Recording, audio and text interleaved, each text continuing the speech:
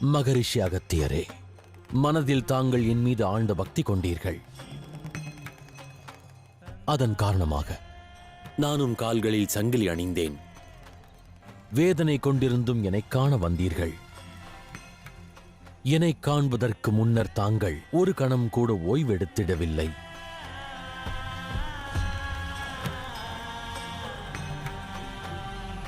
ஆகையால் இக்கணம் முதல் நீரைக் கொண்டு என்னை தரிசிக்க வரும் பக்தர்கள் ஓய்வில்லா யாத்திரையில் என்னைக் காண வந்திட்டால் அவர்களை இந்த அண்ட சராசரமும் தாக் பம் என்ற பெயர் கொண்டு அழைப்பார்கள். தாக் பம் என்ற பெயர் கொண்டு அழைப்பார்கள்.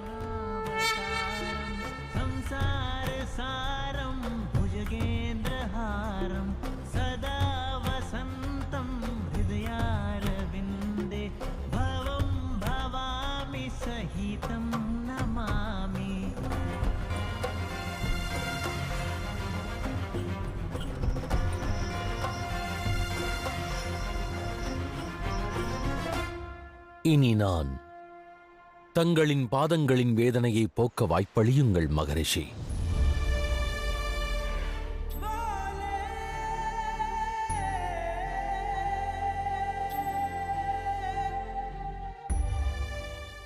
பிரபு, தாங்கள் என்ன கூறுகிறீர்கள்? தாங்கள் இப்பிரபஞ்சத்தை காக்கும் சிவன், தேவாதி தேவர், மகாதேவர். நானோ தங்களுடைய பக்தன் மட்டுமே. தாங்கள் நான் வணங்கும் இறைவனாவீர். தாங்கள் என் பாதங்களை சுத்தம் செய்வீரா? வேண்டாம் மகாதேவா, அவ்வாறு செய்து இந்த அர்ப்பணை பாவம் புரிந்தவனாக மாற்றிவிடாதீர்கள். உங்களை வேண்டி கேட்கிறேன். மகரிஷி அகத்தியரே, எந்த ஒரு பக்தனும் பிரதிபலன் எதுவும் எதிர்பாராதே பக்தி கொண்டிருப்பான். அந்நிலையில் இறைவனுக்கும் மெய்யான பக்தனுக்கும் இடையில் எந்தவித வேற்றுமையும் இருக்காது.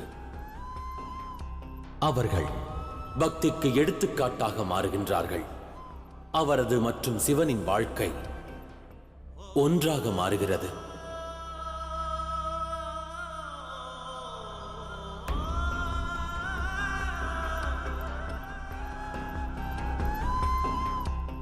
ஆகையால் தங்களுக்கும் எனக்கும் கூட வேற்றுமை இல்லை மகரிஷி. தாங்கள் ஓர் பக்தனாக தங்களின் கடமை ஆற்றினீர்கள். இனி நான் தங்களின் இறைவனாக என் கடமையை நிறைவேற்ற வேண்டும் அல்லவா? பிரபு, நான் தங்களின் பாதங்களை நீரால் சுத்தம் செய்ய விரும்புகிறேன்.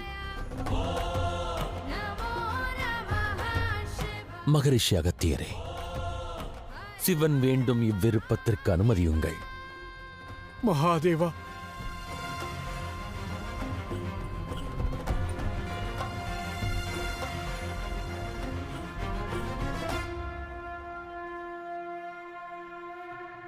தங்களுடைய விருப்பம்.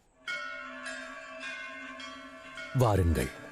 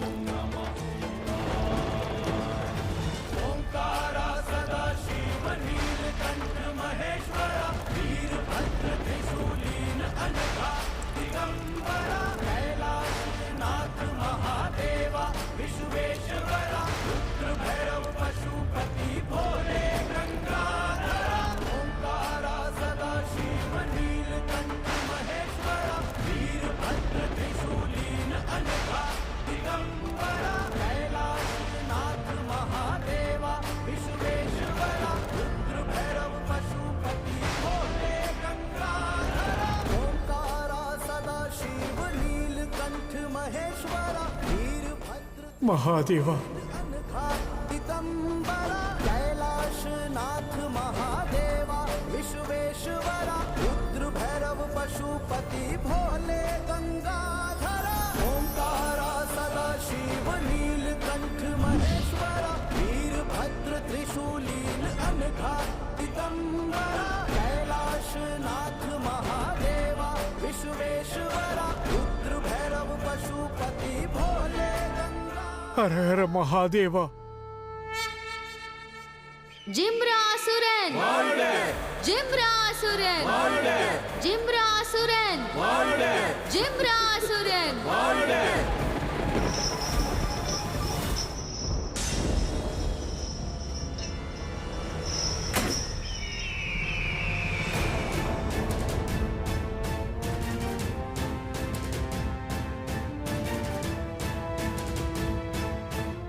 இந்த சங்கிலி துண்டுகள் எங்கிருந்து வந்தன?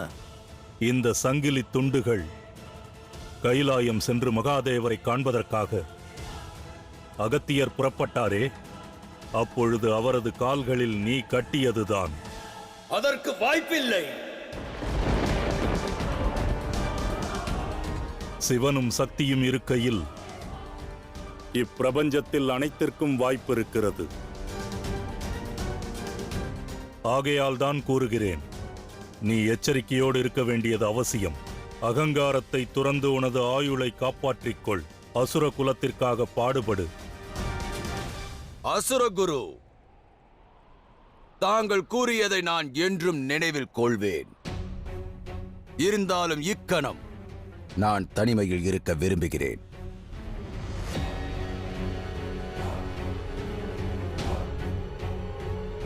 அசுர மாதா, தாங்கள் தாலாட்டு பாடி என்னை உறங்க வைப்பீர்களா? ஜிம்ராசுரா, சூழ்நிலையின் முக்கியத்துவத்தை புரிந்து கொள்ள முயற்சி செய். அமைதியாக இருங்கள். கேட்கவில்லையா? தேவாதி தேவருக்கு இப்பொழுது தனிமை தேவை. வாருங்கள்.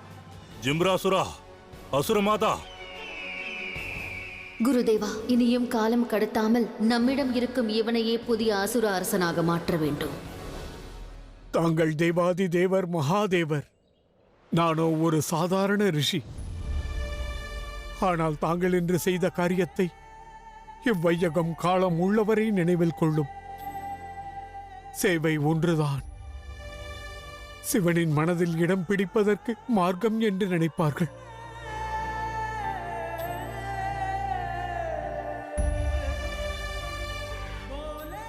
பிரபு, தங்கள் குணத்தை வையகம் உணர்வதற்கு நான் மார்க்கமாக இருந்ததை எண்ணி மிகவும் மகிழ்ச்சி கொள்கிறேன். அது மட்டுமின்றி இனி தங்களை அபிஷேகம் செய்வதற்கு எவர் வந்தாலும் அவர்களுக்கு உங்களது ஆசி மட்டுமின்றி காவடியை சுமந்து வந்து பூஜிக்கும் அனைத்து பக்தர்களுக்கும் எங்கள் மகரிஷிகளின் ஆசியும் கிட்டும்.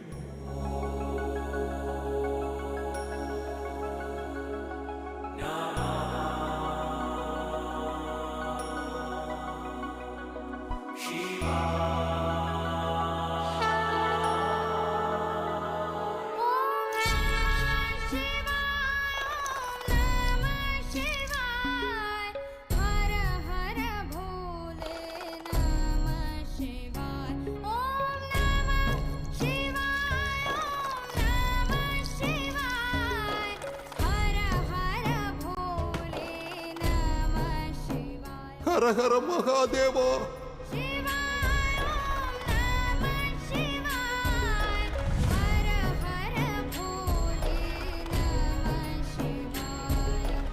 ஹர ஹர மகாதேவா, ஹர ஹர மகாதேவா, ஹர ஹர மகாதேவா, ஹர ஹர மகாதேவா, ஹர ஹர மகாதேவா.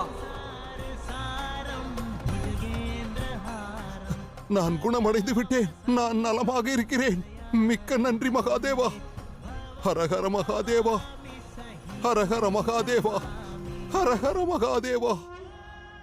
மகரிஷி அகத்தியரே, இன்று தங்கள் வாயிலாக மற்றொன்றும் நிரூபணமானது. நம் மனதில் எந்த அளவிற்கு சேவை குணம் உள்ளதோ அதே அளவிற்கு மகாதேவரின் வாசம் இருக்கும். நிச்சயமாக நாராயணா. மகரிஷி அகத்தியரே, தாங்கள் கொண்டிருந்த வேதனை அகன்றதெனில் தங்கள் வருகைக்கான காரணம் கூறுங்கள்.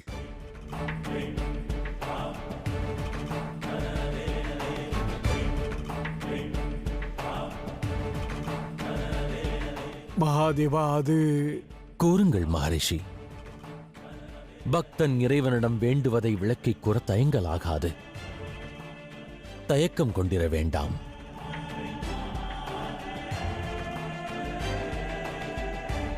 பிரபு, எனக்கு தங்களது மைந்தன் கார்த்திகேயன் தேவை. எனக்கு தங்களது மைந்தன் கார்த்திகேயன் தேவை.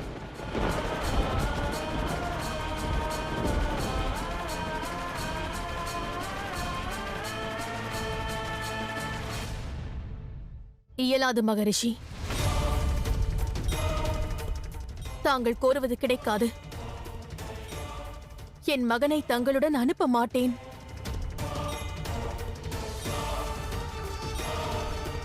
தங்கள் மன விருப்பத்தை எங்களால் நிறைவேற்ற இயலாது.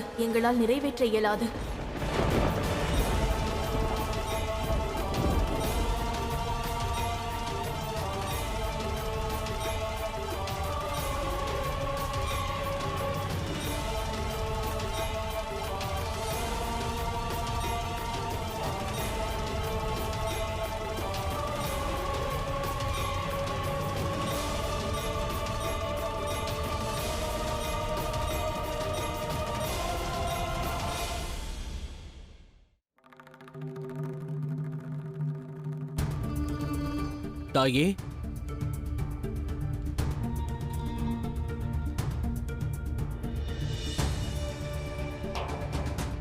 எனது உத்தேசமும் என்னை அழைக்கிறது.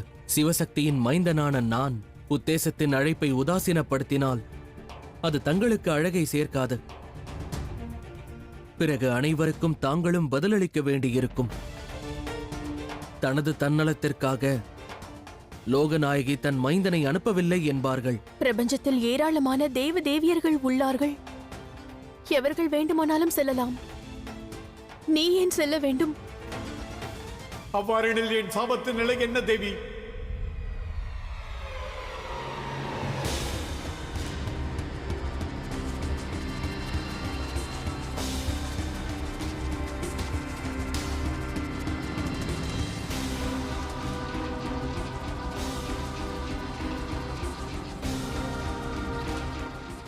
என்ன சாபம்?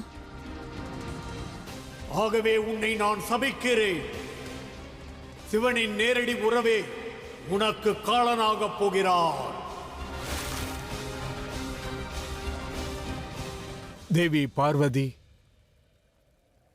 ஜிம்ராசுரனின் சேனாதிபதி வேறு யாரும் அல்ல, தங்கள் சகோதரன் கிரௌஞ்சன் தான்.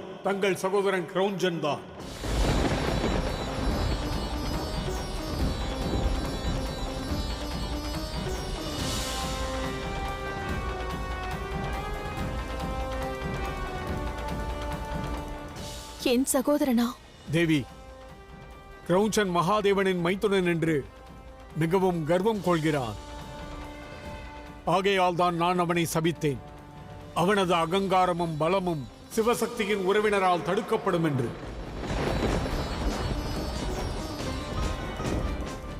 ஆகையால் கார்த்திகேயரை நான் அழைத்துச் செல்ல வேண்டும்.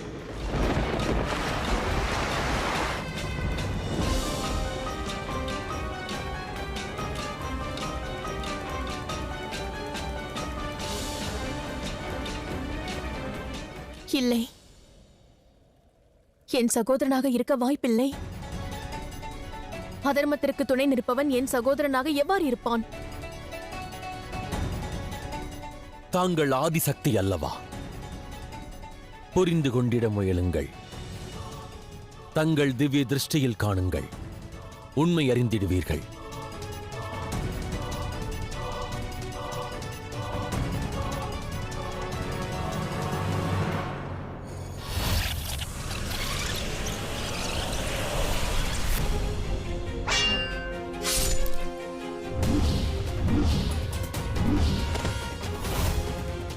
நான் யார் என்று அறிவாயா? தங்கள் மகாதேவரின் மனைவி, பார்வதியின் சகோதரன் கிரௌஞ்சன்.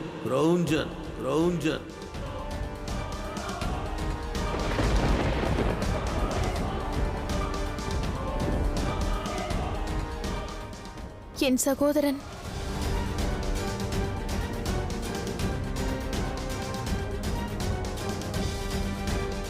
மகாதேவா, எனக்கு ஒரு வாய்ப்பு தாருங்கள். நான் அவனிடம் முறையாடுகிறேன். அவன் என் பேச்சை கேட்பான். தேவி, எப்பொழுது மனம் அகங்காரத்தினால் பூரணமாய் நிறைந்து விட்டதோ அப்பொழுது உறவானது மறைந்து விடுகிறது. ஜிம்ராசுரனுக்கு துணையிருந்து தங்களின் சகோதரன் அந்த ஸ்தலத்தை பாலைவனமாக மாற்றிவிட்டான். அதீத பசியும் தாகமும் கொண்டு வாடிடும் அம்மக்களை அவர்கள் கட்டாயப்படுத்தி தங்களது அடிமைகளாக மாற்றிக் கொண்டிருக்கிறார்கள். அந்த அப்பாவிகளின் நிலையை தாங்களே தங்கள் ஞான திருஷ்டியில் காணுங்கள்.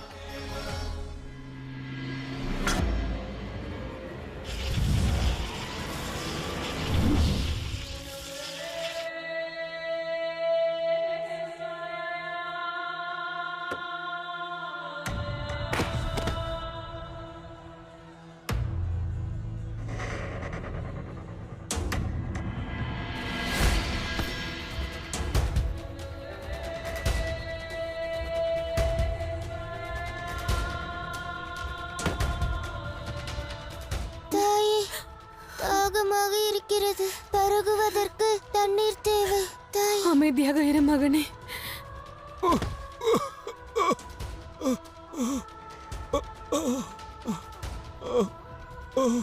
இப்படி பசியில் வாடுவதற்கு பதிலாக நான் எனது உயிரை துறப்பதே மேல்.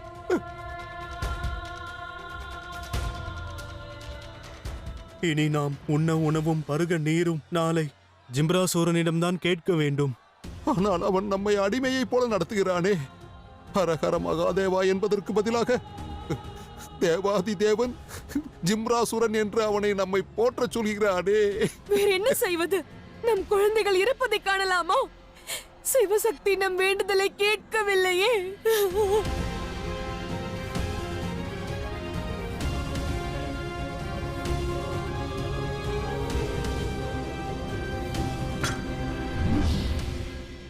கூறுங்கள் தேவி, இனியும் தாங்கள் தங்கள் மைந்தனை தடுப்பீர்களா?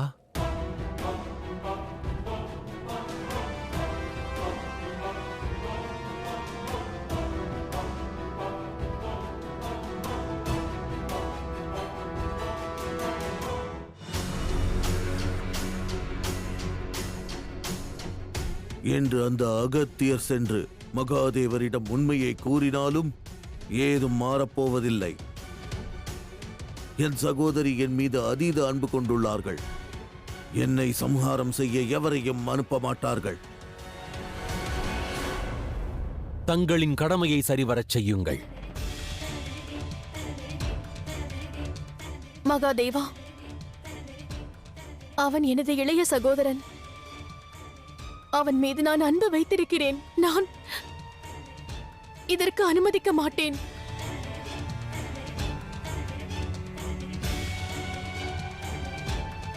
தேவி,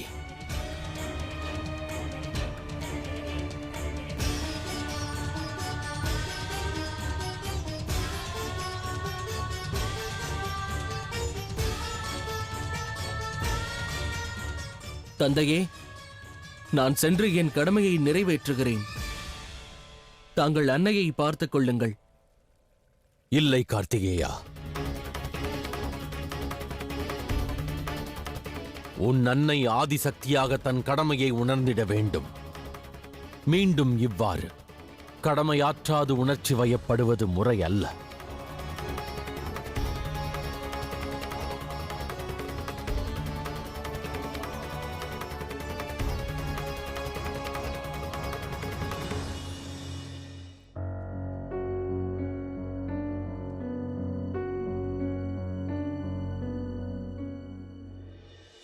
நான் உனது மூத்த சகோதரி.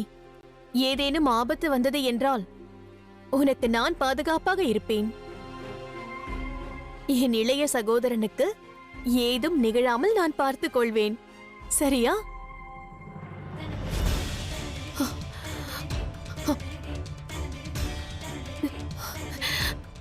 இல்லை,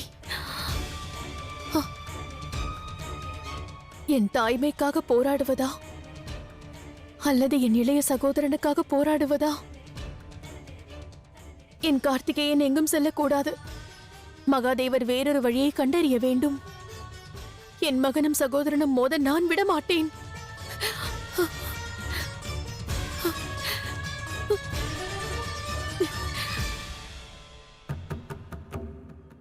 தேவி,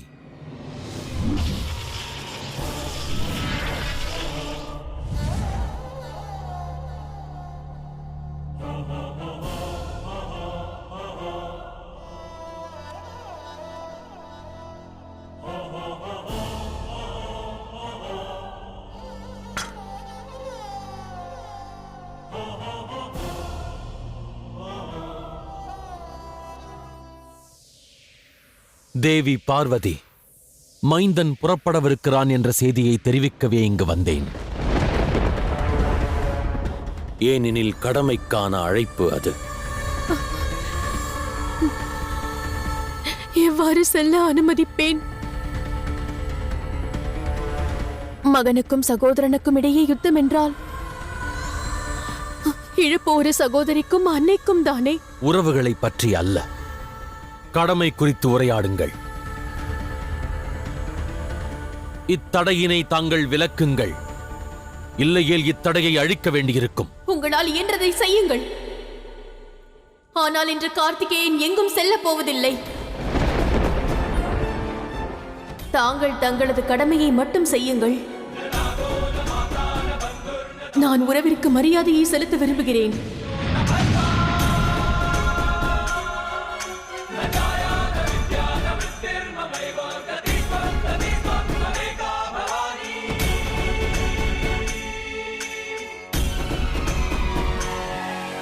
தாய்மை எனும் அக்னியில் கடமையை ஆகுதியிடாதீர்கள் தேவி.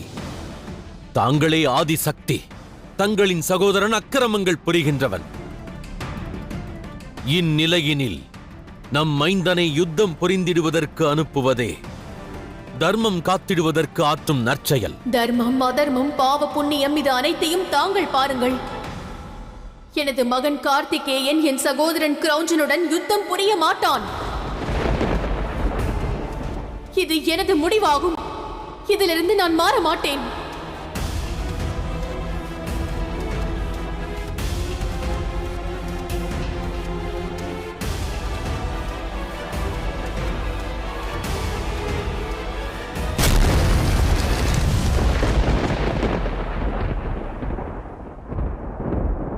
தேவி,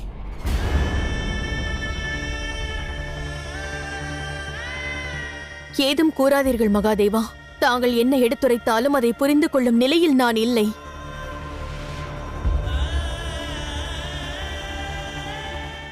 தேவி பார்வதி,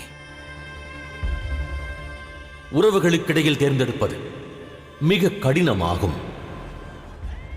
அதில் வேதனை அவசியம் உண்டு. ஆனால் முடிவு மிக எளிதானது, மகத்துவமானதும் கூட.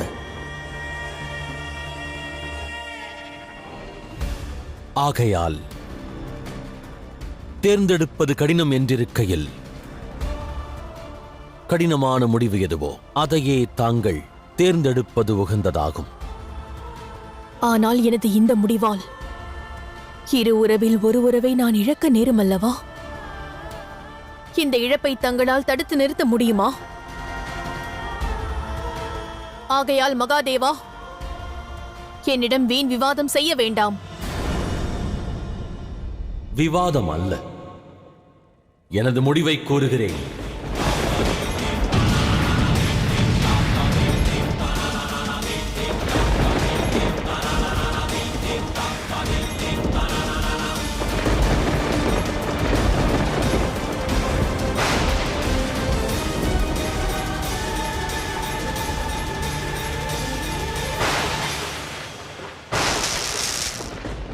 இப்பொழுது குரோதம் கொள்வது போல் தோன்றுகிறது. வாருங்கள், அவரை தடுத்து நிறுத்துவோம். வேண்டாம் கணேசா. கணவனும் மனைவியும் உரையாடும் போது மூன்றாவதாக ஒரு மனிதர் உரையாடுவது முறை அல்ல. முக்கியமாக சிவனுக்கும் பார்வதிக்கும் இடையே நாம் இடையூறு செய்வது பாவமாக மாறிவிடும்.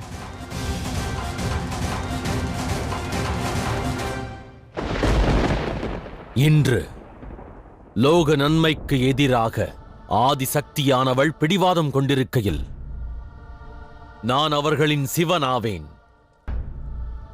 எனவே நானும் கைலாயத்தின் பணியில் உறைந்தே போவேன். ஏனென்றால் சிவனாக இருந்தும் தவறான செயலாற்றும் ஆதிசக்தியை என்னால் தடுக்க முடியாவிடில் பிறகு நான் சிவனாக இருந்து என்ன பலன்? நான் எனக்கான கடமையாற்ற வேண்டும்.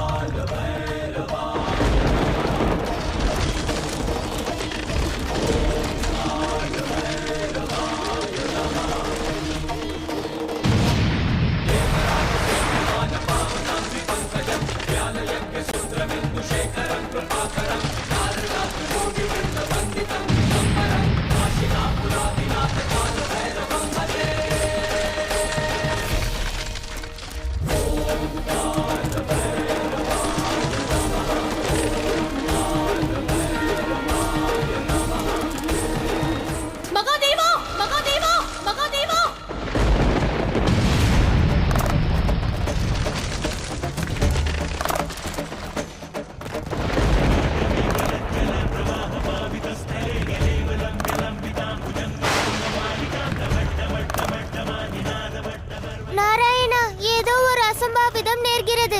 கைலாயம் இதை போன்று இதற்கு முன்பு அதிர்ந்ததே இல்லை. இந்த நிகழ்விற்கு என்ன காரணம்? என்னதான் நடக்கிறது? கைலாயத்தில் நிகழும் நிகழ்விற்கு மகாதேவரின் கோபம்தான் காரணம்.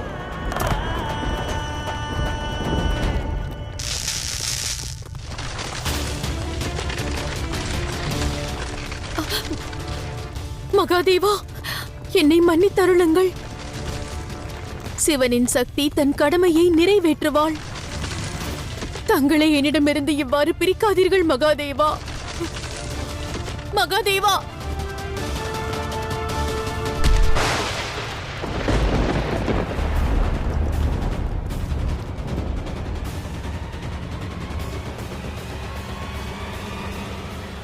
மகாதேவா,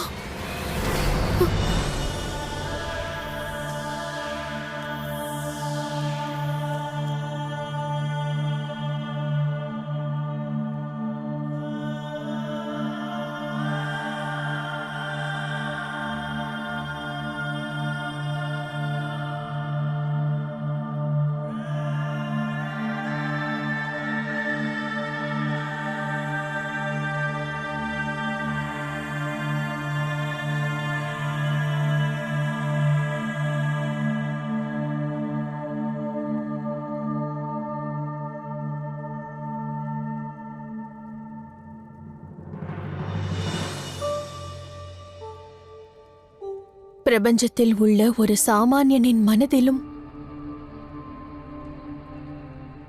மகாதேவர் மீதான நம்பிக்கை என்ற ஜோதி எரிந்து கொண்டிருக்கிறது.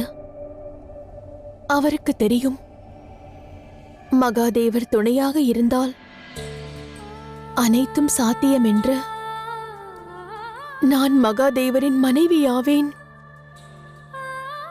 எனது நம்பிக்கையின் தீபத்தை எவ்வாறு நான் அணைப்பேன்?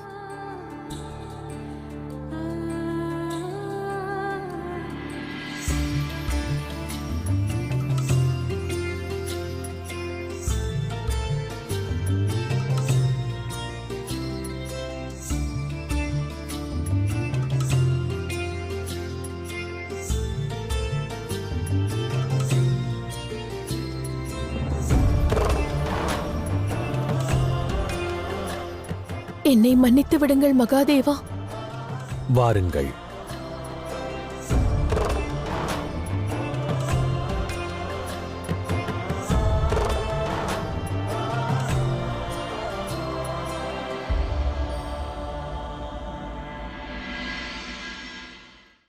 ஜிம்ராசுரன் என்னை அவமதித்தான்.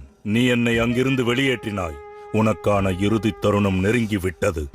மகாதேவர் உனது சகோதரி அன்னை பார்வதியை சமாதானப்படுத்திவிட்டார். மகாதேவரின் மைந்தன் கார்த்திகேயன் உன்னை சம்ஹாரம் செய்வதற்காக தெற்கு திசை நோக்கி வந்து கொண்டிருக்கிறான்.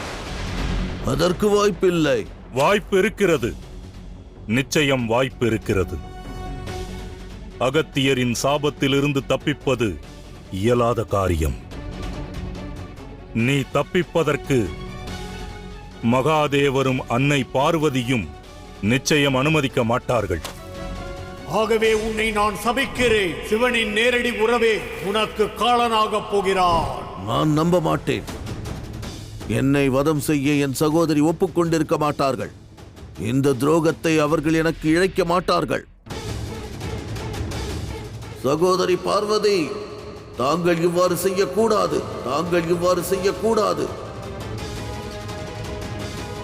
தாங்கள் தங்கள் சகோதரனின் சம்ஹாரத்திற்கு எவ்வாறு ஒப்புக்கொண்டீர்கள்? இதை நான் ஏற்க மாட்டேன். இதை நான் ஏற்க மாட்டேன்.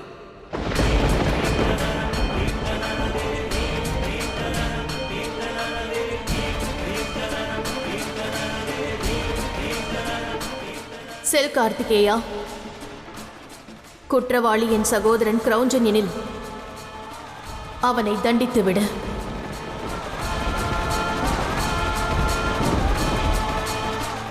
செல் மகனே, பிரபஞ்சத்திற்கு நியாயம் வழங்க உனது கடமையை நிறைவேற்று.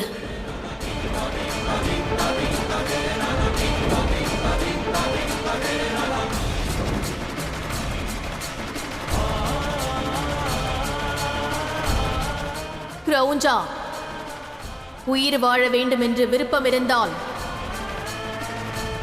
சரணாகதி அடைந்துவிடு. சரணாகதி அடைந்துவிடு. சரணாகதி அடைந்துவிடு. நியாயம் மற்றும் தர்மத்தின் பாதைக்கு வந்துவிடு. சகோதரே,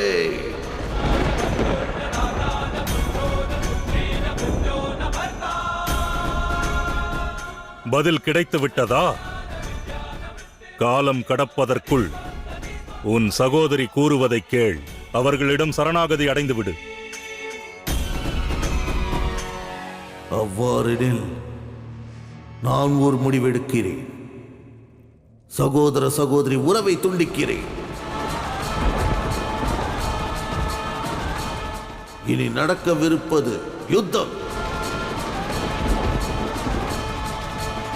வா கார்த்திகேயா, இந்த பூமிக்கு நான் உன்னை வரவேற்கிறேன். இனி உறவிற்கு எந்த மரியாதையும் இல்லை. உன் அழிவுதான் இங்கு காத்துக் கொண்டிருக்கிறது. சிவசக்தியின் மைந்தன் என் கையால் இறப்பான்.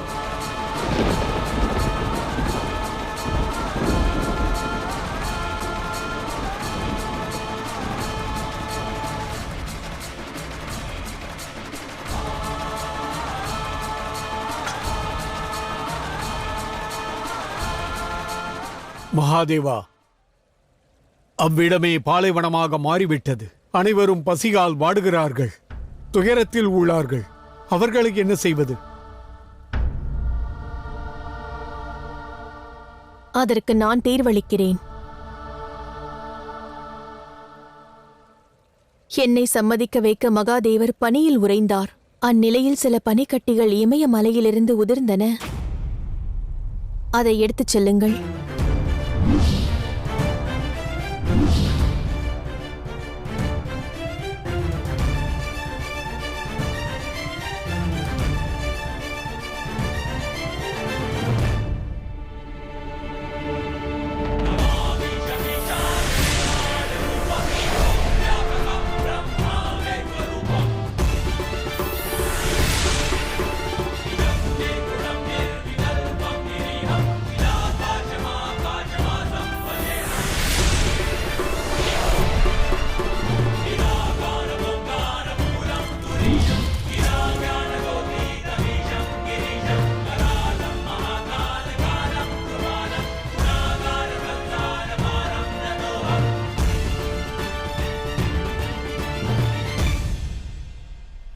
இந்தாருங்கள் மகாதேவா, தங்கள் கரங்களால் இந்த பனிக்கட்டிகளை அகத்தியருக்கு தாருங்கள்.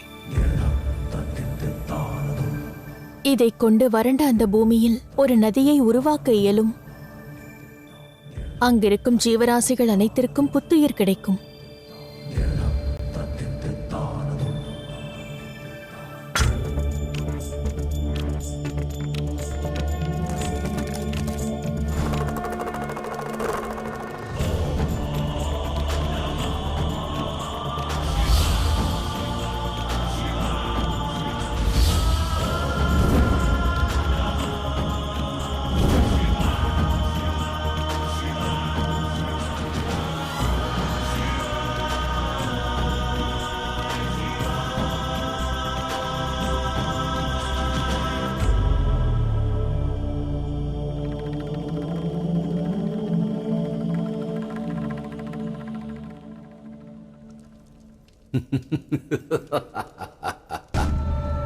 தாயே,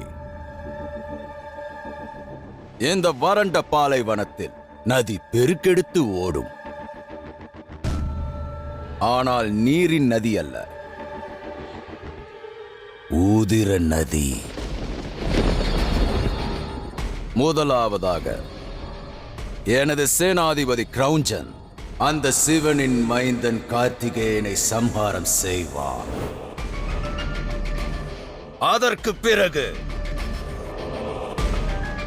அதற்கு பிறகு நான் அந்த மகரிஷி அகத்தியரை வதம் செய்வேன். அதற்கு பிறகு நானே நேரடியாக சென்று அந்த சிவனை வதம் செய்வேன். பல வருட முயற்சிகளுக்கு பிறகு நான் இந்த பூமியை பாலைவனமாக மாற்றியுள்ளேன். அதனால் இந்த பூமியில் வசிக்கும் அனைவரும் உணவிற்காகவும் நீருக்காகவும் என்னிடம் யாசகம் கேட்பார்கள். பல வருட உழைப்பிற்கு பின்னால் இந்த நிலைக்கு வந்திருக்கிறேன். அந்த உழைப்பை சிவசக்தி அழிப்பதற்கு நான் அனுமதிக்கவே மாட்டேன். கிரௌஞ்சா, வெற்றி உனக்கே, வெற்றி உனக்கே, வெற்றி உனக்கே.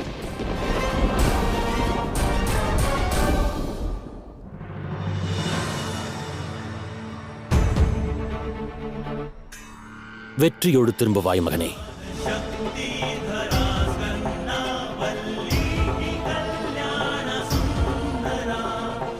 வெற்றி உனக்கே மகனே.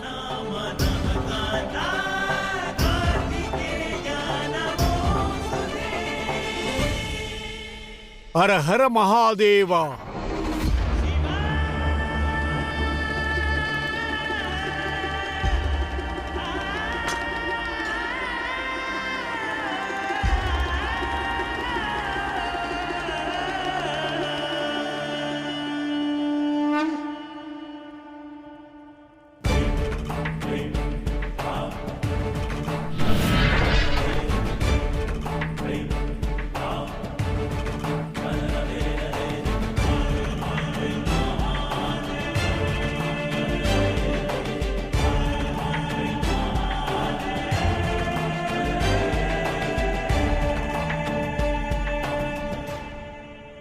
சக்தியானவள் தன் கடமையைச் செய்தாள்.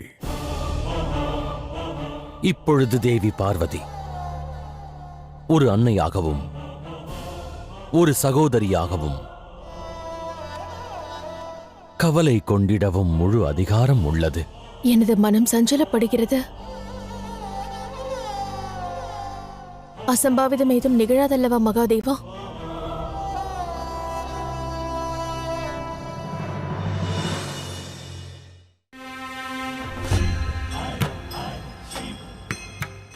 பெற்றுக்கொள்ளுங்கள். அந்த பனித்துகள்களின் ஒரு பாகத்தை வைத்திருக்கிறேன். ஏனெனில் சிவனாக நான் என் கடமையாற்றினாலும் அதற்கு பிறகு பதியாகவும் இதை பகிர விரும்புகிறேன்.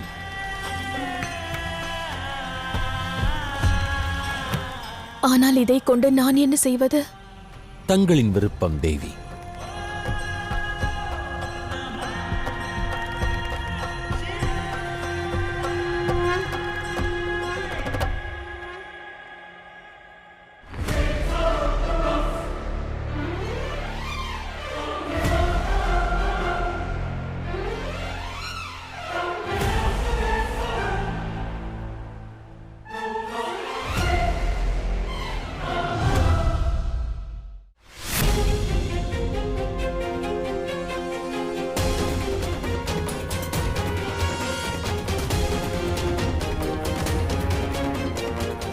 அங்கேயே நில் கார்த்திகேயா.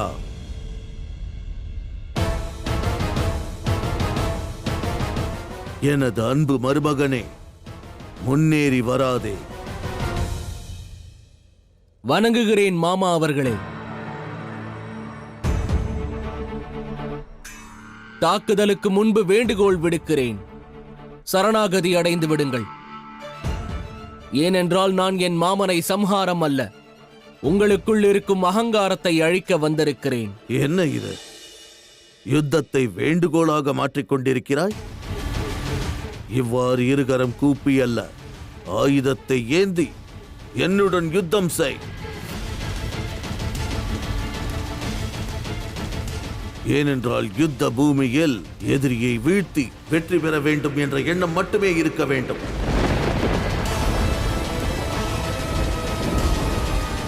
வா கார்த்திகேயா, யுத்தம் செய், வா. பிறகு தங்களது விருப்பம் மாமா அவர்களே.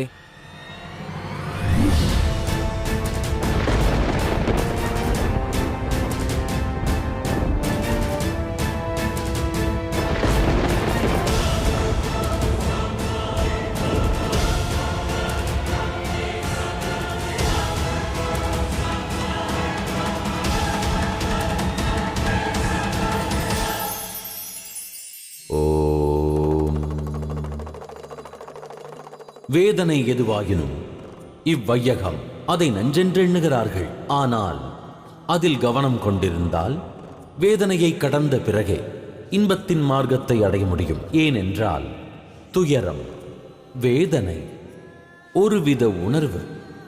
அது நமக்கு உறவுகளின் மகிமை, உழைப்பின் பலத்தை உணர்த்துகிறது. தூய்மையான மார்க்கத்தை நமக்கு தருகிறது. மெய்யானவர் எவர், பொய் உரைப்பவர் எவர் என்று விளக்கிக் காட்டுகிறது. ஆனால் தனம், தனத்தினை அடைந்திட யாவரும் விரும்புவர்.